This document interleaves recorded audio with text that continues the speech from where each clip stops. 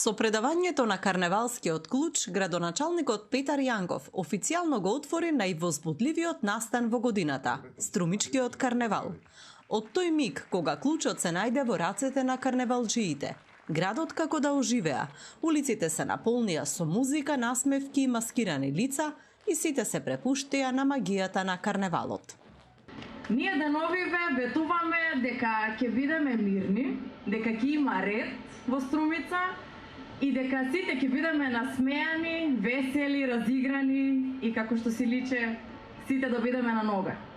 Многу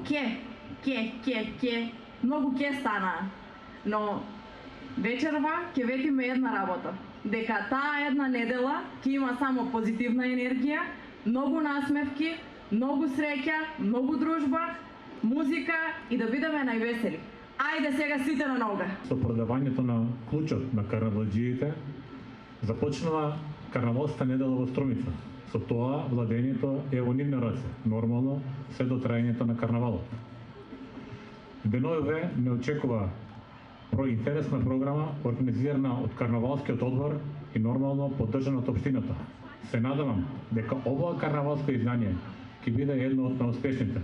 Посебно емотивен момент беше одбележувањето на 35-годишниот јубилеј на карневалистот Цветко Багашовски, чија страст за изработка на рачни маски го дефинира препознатливиот лик на Струмичкиот карневал.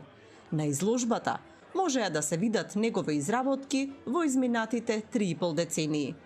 Се со тоа го изработувам со задоволство, но меѓутоа не го изработувам сам, помош на мојата фамилија и ќе продолжиме и се понатаму да водиме ова се со голема желба. Наредните денови Струмица ќе биде сцена на вистинска карневалска магија.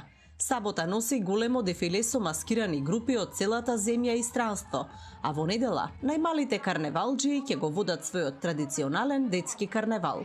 Градот ќе живее во ритмот на музиката, ќе се огласува со смеење и радост, а раскошните маски ќе ја слават креативноста и традицијата што ја прави Струмица единствена.